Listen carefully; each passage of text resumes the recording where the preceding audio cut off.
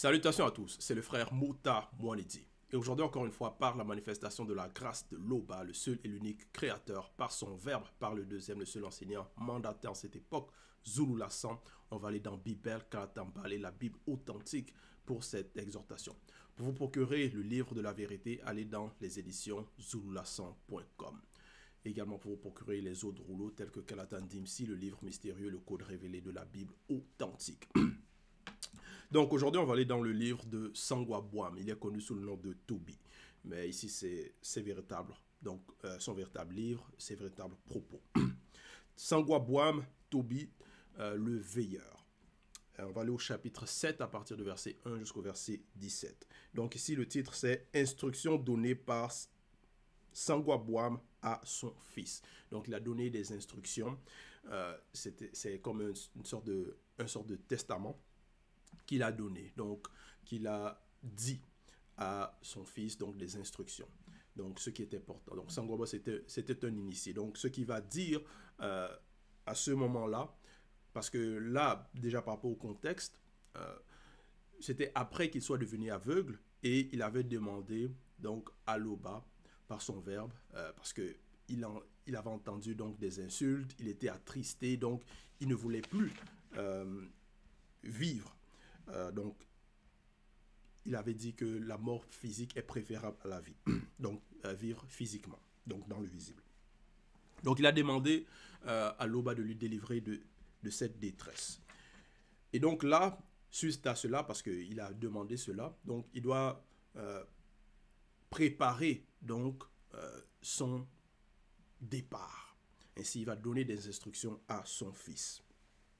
Verset 1 plutôt, donc au chapitre 7, verset 1, il est écrit « Le même jour, virgule, Sangwa Bwam se souvint de l'argent qu'il avait laissé en dépôt chez Wasele, virgule, dans Wase Epasi, Mikondo, ouverture de la parenthèse, Afrique australe, fermeture de la parenthèse, point. » Donc, le même jour, il s'est souvenu de l'argent, donc des biens qu'il avait laissés en dépôt chez Wasele, donc dans un autre territoire, donc dans Wase Epasi Mikondo, Afrique australe. Verset 2. Il se dit alors en lui-même, deux points. Puisque j'ai demandé d'entrer dans le repos des initiés, virgule, je ferais bien d'appeler mon fils Nyengene pour lui parler de cet argent avant de quitter le visible. Point. Donc voilà ce qu'il se dit, parce qu'il avait demandé, comme j'ai mentionné dans l'introduction, de quitter. Puisque c'est ainsi, je ferai bien, voici ce qu'il dit, puisque j'ai demandé d'entrer dans le repos des initiés. Donc il n'a pas, face à tout ce qui lui arrivait, son aveuglement, donc sa tristesse, même jusqu'au point où il préférait donc quitter, donc il préférait mourir physiquement que continuer à vivre. Malgré cela, il ne s'est pas ôté la vie de lui-même. Il a demandé donc à l'Oba, il a demandé d'aller dans le repos des initiés.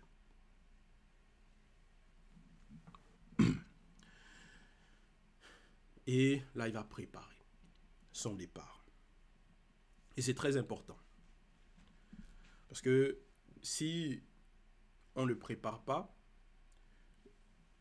ce qui va arriver après, si on a des biens, si on a des enfants, comment cela va être dispersé. Si peut-être on a des biens que les enfants ne savaient pas, ça arrive parfois dans la famille où il y a des biens par-ci par-là, mais les enfants ne sont pas informés. Et si peut-être le père ou la mère ou donc les parents quittent le visible, ces enfants-là ne sauront pas. Donc, il y a une sorte d'héritage perdu. Puisque j'ai demandé d'entrer dans le repos des initiés, je ferais bien d'appeler mon fils Nyengene. Je ferais bien. Donc, voici comment un initié pense. Je ferais bien d'appeler mon fils Nyengene pour lui parler de cet argent avant de quitter le visible. Point. Verset 3. Il fit donc venir Nyengene Et, virgule, dès que celui-ci fut arrivé, virgule, il lui dit, deux points. Voilà. Voilà ici ce qu'il va dire. Quand je quitterai le visible, virgule. Quand je quitterai le visible. Donc il l'informe. Il le prépare. Quand je quitterai le visible, virgule, enterre mon corps comme il convient. Comme il convient, point. Donc, il commence déjà par rapport à l'enterrement, son corps. Parce qu'on quitte, il y a qu'est-ce qui va arriver au corps, qu'est-ce qu'on doit faire. Certaines personnes vont décider d'incinérer le corps, d'autres, voilà. Mais là, il lui dit, enterre mon corps comme il le convient, selon la tradition, selon ce qui est bon, ce qui est convenable, selon le verbe de Loba. Selon donc ce que les initiés pratiquent même. Et donc, terme encore, comme il le convient, donc c'est enterrer. Ce n'est pas peut-être de brûler le corps ou d'autres. Respecte ta mère, virgule. Bon, avant d'aller par rapport à ce passage-là, par rapport à respecte ta mère, enterre mon corps comme il le convient. À notre époque aussi, parce qu'il y a maintenant différentes traditions, choses que les familles vont faire. Même que ce soit aux funérailles, donc il y a certaines choses qu'ils vont pratiquer.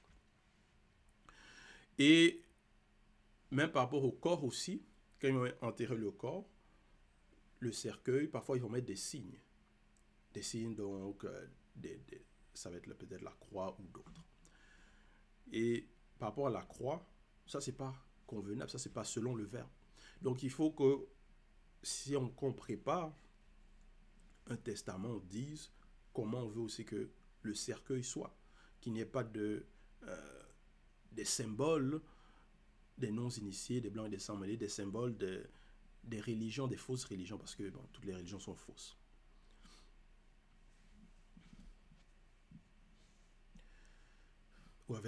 Ou d'autres écrits sur le cercueil qui ne sont pas selon le verbe. Donc, il faut penser à tout cela. Voilà, c'est pourquoi il dit comme il le convient. Donc, il faut que tout soit convenable par rapport à l'enterrement. Après le point, il est écrit respecte ta mère, virgule. Voilà. Donc, malgré ce qui s'est passé, parce que avant cela, il y avait une sorte de dispute entre Sangwabwam et sa femme. Mais néanmoins, au moment où il donne les instructions, donc voilà, une sorte de testament, ce qu'il dit à son fils, c'est respecte ta mère. Ne l'abandonne pas aussi longtemps qu'elle vivra. Point. Ouais. Ça, c'est très, très important. Parce que aussi, si la mère est dans la vieillesse, c'est important que l'enfant, donc le fils ou la fille, soit aussi là pour l'assister, l'aider. Ne pas l'abandonner quand elle devient vieille, quand elle est fatiguée ou autre. Ne l'abandonne pas aussi longtemps qu'elle vivra. Point. Efforce-toi de la rendre heureuse et de ne rien faire qui puisse l'attrister. Point. Donc, il souhaite aussi le bonheur de sa femme, même s'il ne sera pas là dans le visible. Donc, de la mère, donc de son fils.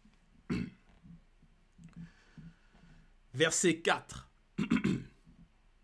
N'oublie pas, virgule, mon enfant, virgule, qu'elle a été exposée à de nombreux dangers connus de nous quand elle te portait. Point. Et oui, parce que la grossesse, l'accouchement, donc c'est un combat. Il y a beaucoup de dangers aussi que la maman est exposée. Donc, à cette période-là, il faut aussi qu'elle fasse très attention, même par rapport à ce qu'elle doit, ce qu'elle mange ou boit. Et donc voilà, il dit au verset 4, n'oublie pas. Voilà. Parce qu'il y en a des non-initiés, des blancs et des semblés, ceux qui ne respectent pas la loi, le verbe, ils ne vont pas respecter leurs parents, vont oublier, donc, même par rapport à ce que peut-être leur mère est passée pour leur donner naissance. N'oublie pas, mon enfant, qu'elle a été exposée à de nombreux dangers connus de nous quand elle te porte. Donc, on le sait. Parce que même dans des temps actuellement et aussi dans des temps reculés, même par rapport à la grossesse, l'accouchement, c'est un danger. Il y a beaucoup de femmes que lorsque il y a l'accouchement, durant l'accouchement, déjà, c'est très douloureux. Et il y en a aussi qui meurent lors de l'accouchement. Donc,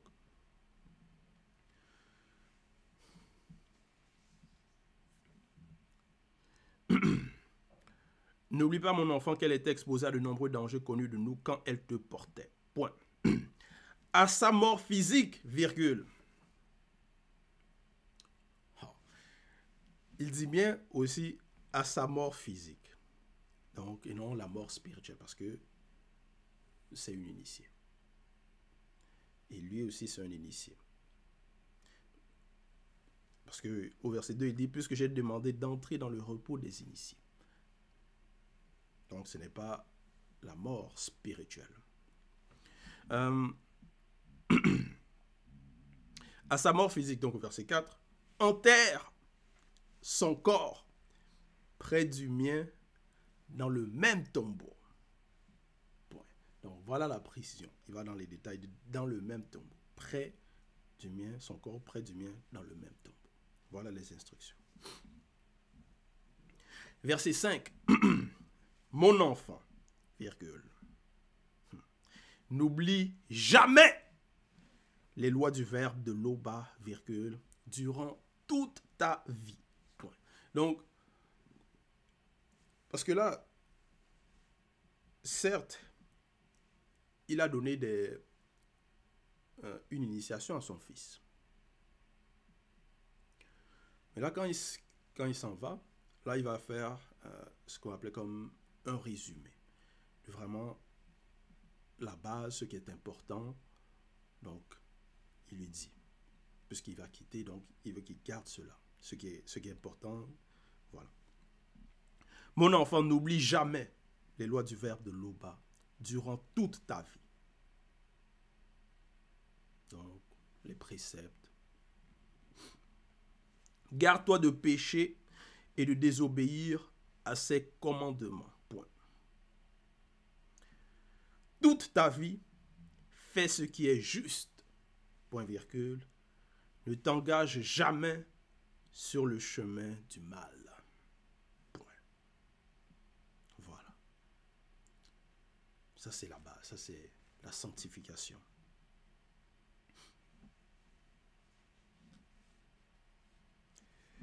Donc, c'est la crainte du respect qui est due à l'Oba.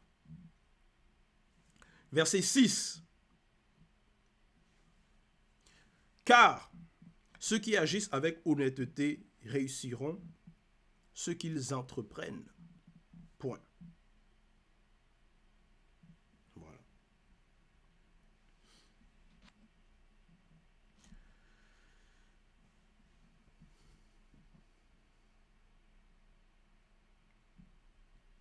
Verset 7. Utilise tes biens pour aider généreusement tous ceux connus qui pratiquent ce qui est juste. Virgule. et n'aie pas l'air de le regretter. Point. Ne te détourne pas d'un pauvre connu, et le verbe de Loba ne se détournera pas de toi. Point. Donc, voilà. Parce que Sangwabom aussi, il a pratiqué cela. Donc, là, il porte son nom aussi par rapport à ce qu'il est en train de dire, ces instructions-là. Parce que son nom même, c'est le bon père. C'est ça que ça veut dire, Sangwabom. Donc, il dit, utilise tes biens pour aider généreusement ceux connus qui pratiquent la justice, ceux connus qui pratiquent ce qui est juste, et n'aie pas l'air. Parce qu'il y en a, ils vont donner, mais ils vont faire, bon, donner l'air, donc avoir l'air de regretter cela. Parce que certains vont donner, après ils vont dire, bon, non, j'aurais pas dû. Avec cet argent-là, j'aurais pu faire ceci, cela. Ne te détourne pas d'un pauvre connu, et le verbe de Loba ne se détournera pas de toi. Point. Verset 8.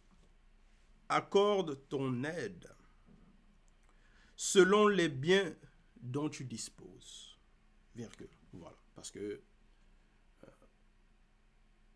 tu ne vas pas aider au-delà de tes moyens. C'est selon les moyens. Accorde ton aide selon les biens dont tu disposes, virgule, qu'il soit abondant ou non, point. Même si tu en as peu, virgule, n'hésite pas à donner un peu de ce peu selon le verbe. Point. Selon le verbe. Donc, c'est pratiquer la charité connue. C'est ça ici.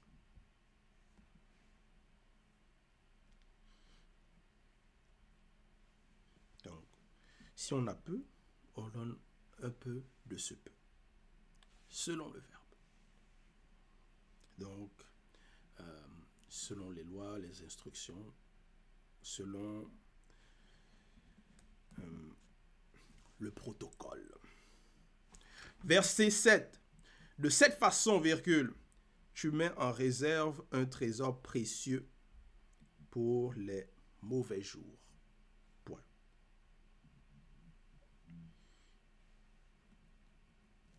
Donc, c'est pratiquer le bien. Verset 10. En effet,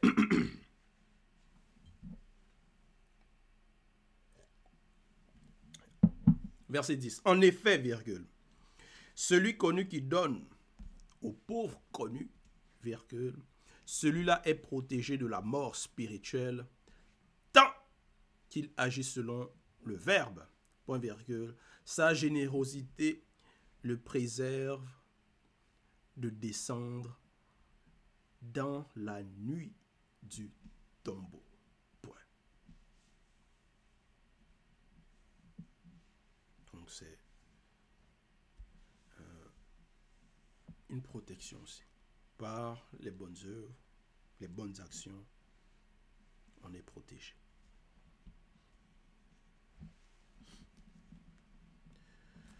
Verset 11. Celui connu qui s'applique à aider les autres connus selon le verbe, virgule, présente une bonne œuvre de la foi au verbe de Loba. Point. Donc, celui connu, donc celui qui marche selon les lois et les préceptes du verbe de Loba, qui s'applique à aider les autres connus, donc ceux qui ont la même foi aussi, présente une bonne œuvre de la foi. Voilà. Donc ça, c'est la manifestation de la foi par les bonnes œuvres. Présente une bonne œuvre de la foi au verbe de Loba. Point. Verset 12. Garde-toi. Donc, parce que là, bon, il a parlé de comment pratiquer la générosité connue, donc selon le verbe. Il a parlé de l'enterrement. Et là, et de respecter les lois et les préceptes du verbe de Loba. Et là, il dit, garde-toi de tout mariage contraire à la loi du verbe de Loba, virgule, mon enfant. Point.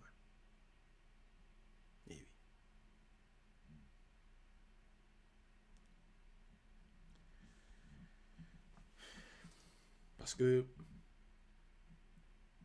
en cela, il va aussi se préserver de beaucoup de choses. De tribulations, parce qu'il faut être compatible aussi avec la personne avec laquelle on est. Donc, ce qui va représenter avoir la même foi, déjà. Mais pas seulement ça. Verset 12, il est écrit, « Garde-toi de tout mariage contraire à la loi du verbe de Loba, mon enfant. Avant tout, veille à prendre une femme noire initiée de ton propre peuple. » Point. Une femme noire initiée. Parce que c'est ça, l'ordre, la loi. Si tu es un initié, tu vas avec une initiée. Si tu es un non-initié gracié, tu vas avec une non-initié graciée. Ou peut-être si tu es un initié, tu parles aussi avec une non-initié graciée. Ou l'inverse. Donc, avant tout, veille à prendre une femme noire initiée, donc, de ton propre peuple. Point. Verset 13. N'épouse pas une blanche ou une sans mêlée. Virgule. Parce que ça, c'est le mariage interdit. N'épouse pas une blanche ou une sans mêlée. Virgule. Une femme qui ne soit pas de la tribu de ton père, virgule, car nous sommes les descendants de Batopeda Moudi. Point.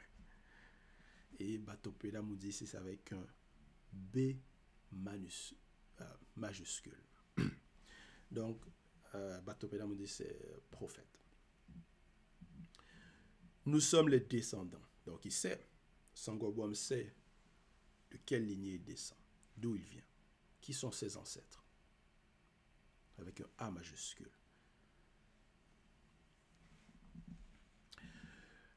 Verset 14. N'oublie pas que nos ancêtres les plus lointains, virgule, Wumse, Sango, Yololo et Tindi ont tous épousé des femmes noires.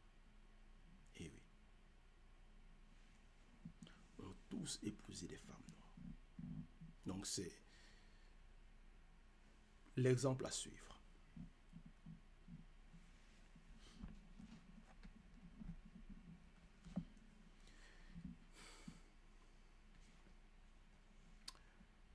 Verset 15, ils leur furent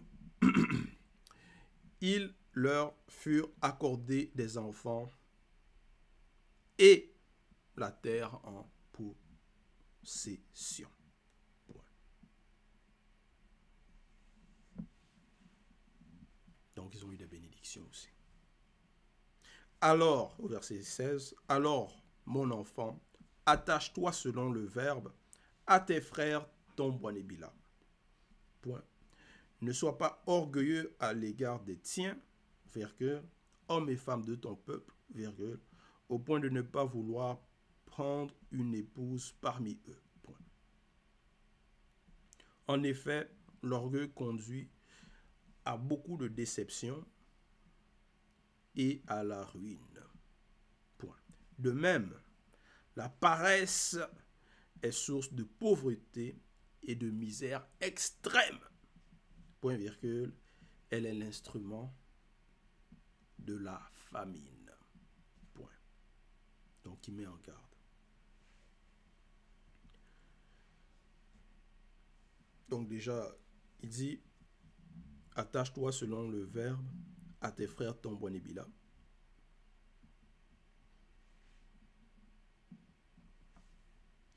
Ne sois pas orgueilleux à l'égard des tiens. Donc voilà. Hommes et femmes de ton peuple, au point de ne pas vouloir prendre une épouse parmi eux. Point. Voilà. Parce qu'il y en a, peut-être ils sont orgueilleux, donc on dit non, faut que j'aille ailleurs, faut que j'aille peut-être dans d'autres peuples, d'autres races, prendre une épouse là-bas. En effet, l'orgueil conduit à beaucoup de déceptions et à la ruine. De même, la paresse est source de pauvreté et de misère extrême. Elle est l'instrument de la famine.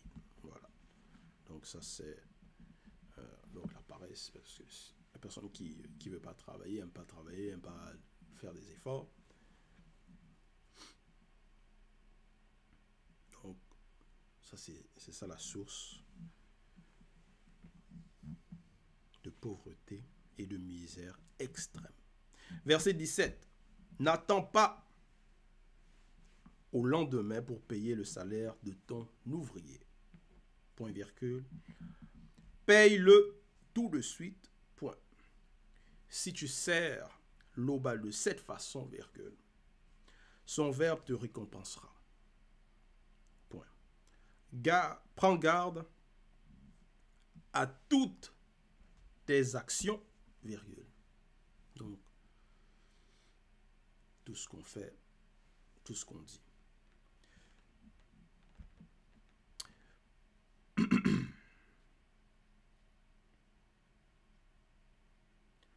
Prends garde à toutes tes actions, mon enfant. Montre par ta conduite que tu as reçu une bonne initiation.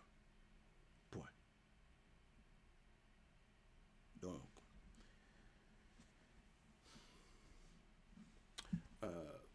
voilà, c'était ce que ici on est au verset 17. Donc, voici les instructions qu'il a données, que Sango Abraham a donné à son fils.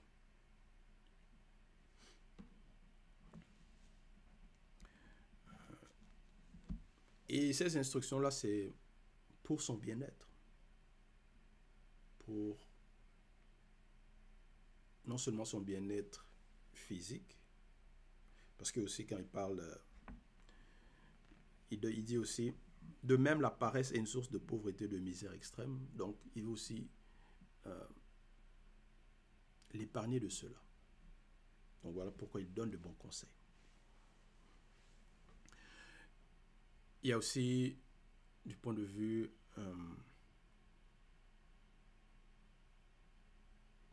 astral et aussi spirituel, parce qu'il donne des instructions par rapport aussi à respecter les lois et les ordonnances du verbe de l'aube. Ça, c'est pour son bien-être spirituel. Donc, c'est dans les trois plans. Donc, voilà, c'était l'exhortation. Toute gloire et tout honneur à l'Oba, le seul et l'unique Créateur.